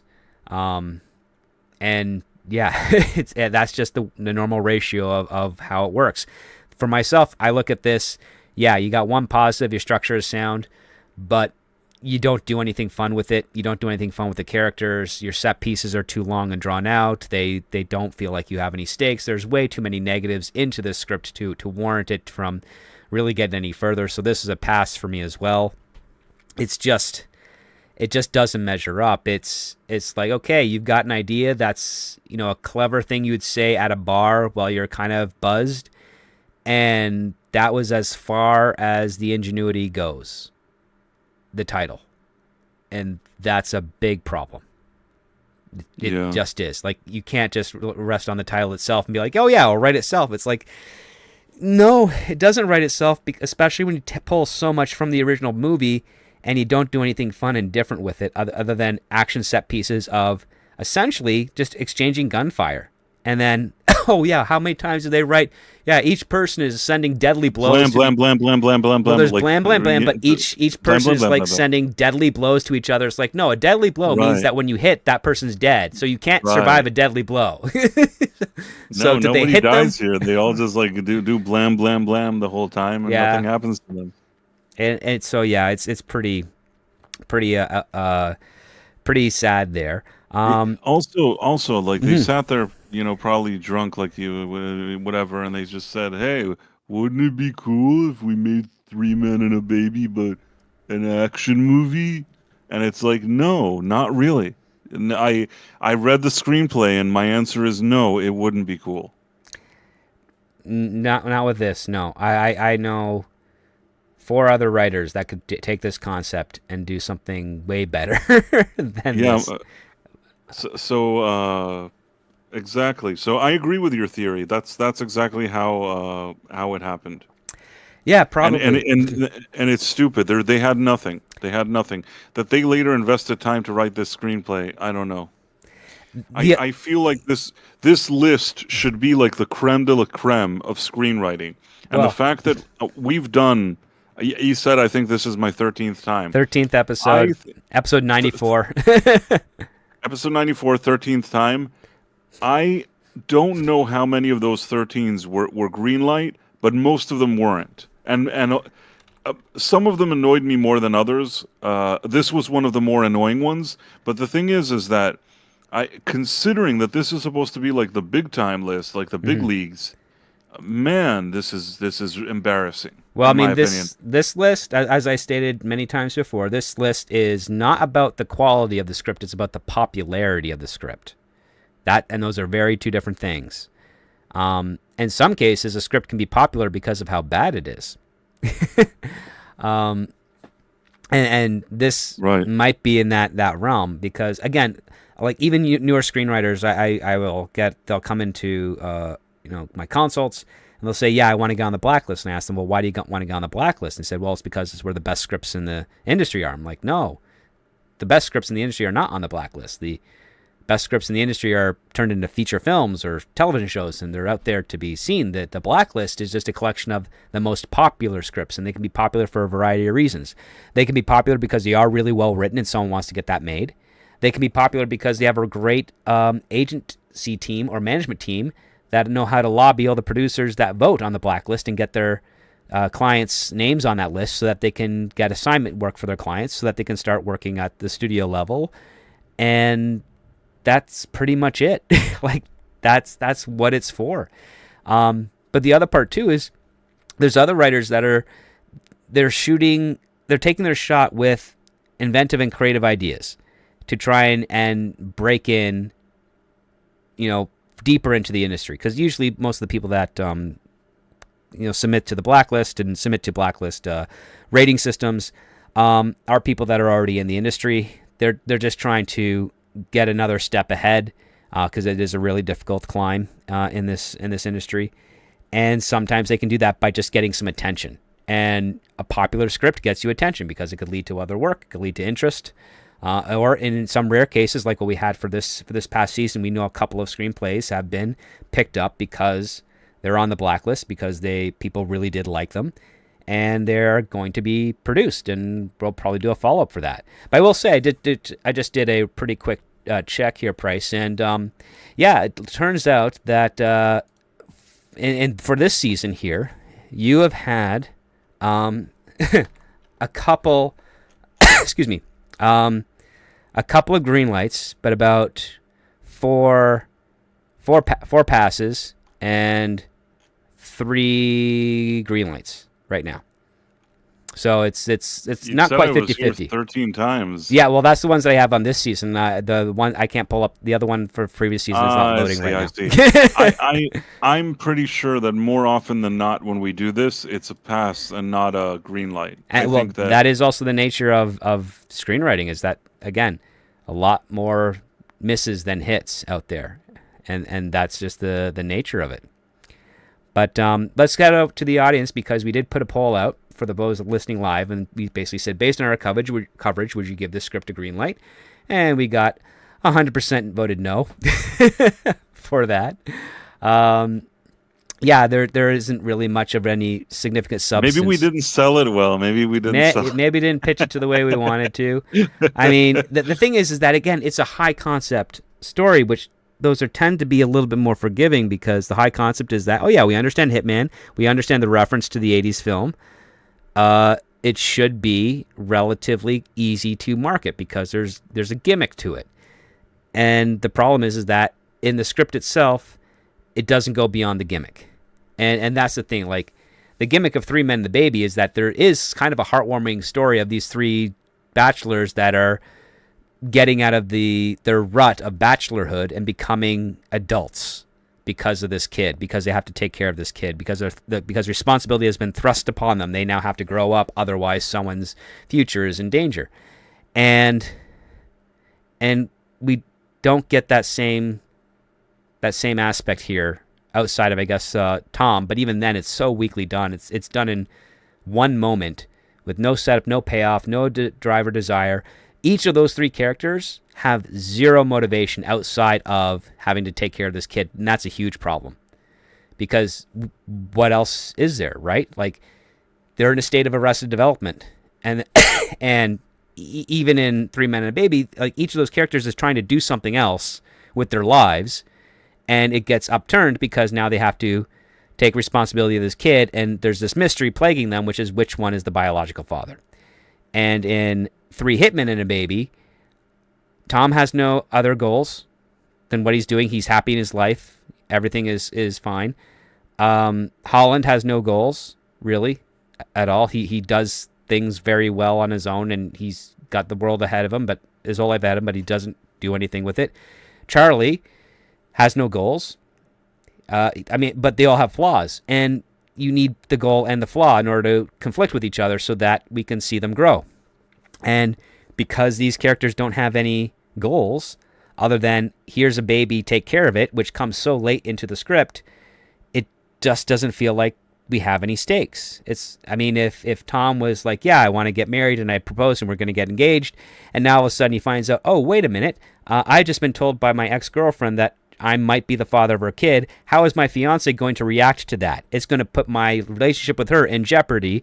I got to figure out how to make this work. There's a stake. There's a consequence. There's a goal. His goal was to that he's fallen in love, and he's got a wedding scheduled, and now it's been upturned because this kid, in addition to the fact that he's also a hitman, and so there's people also out to get him, and also there's him having to make the choice of like, when I when I marry this woman, am I still going to be a contract killer, or am I going to retire? And there's layers to that. None of those layers exist in this script. Excuse me. And it's makes it a disappointing. Makes it a disappointing read. Now, over on the Patreon side of things, we have a very similar result. 100% of the Patreons that participated in the poll for this week's script also voted to pass on it. No comments left as to why, but I think we've covered a lot of that here on the show, right, Price? I think so. And again, I hope I didn't, bring anybody down with my comments. I didn't have many good things to say about this screenplay, and if you wanted to say more good things and I somehow took away from that, then I'd take responsibility for that script. I didn't really have anything else to say other than the structure. Like, again, it's like, wow, you got one thing right, and it's an important thing, but it's the important thing that allows for all the other cool stuff that your imagination can develop, make it better. And if it's basically like building a basement and a foundation and forgetting to build the house on top. Like, it's there, it's sturdy. It's, oh, hey, yeah, I can see where the pipes are going to go. I can see where the wires are going to go. I see where your water heater is. All your plumbing and sewage and drainage system is all sound. But where's the rest of the house? It's like, oh, yeah, we haven't thought of that yet. Like, that's this story. Like, that's what it is. So, yeah, it's I think its place, towards the bottom of the blacklist is appropriate. Maybe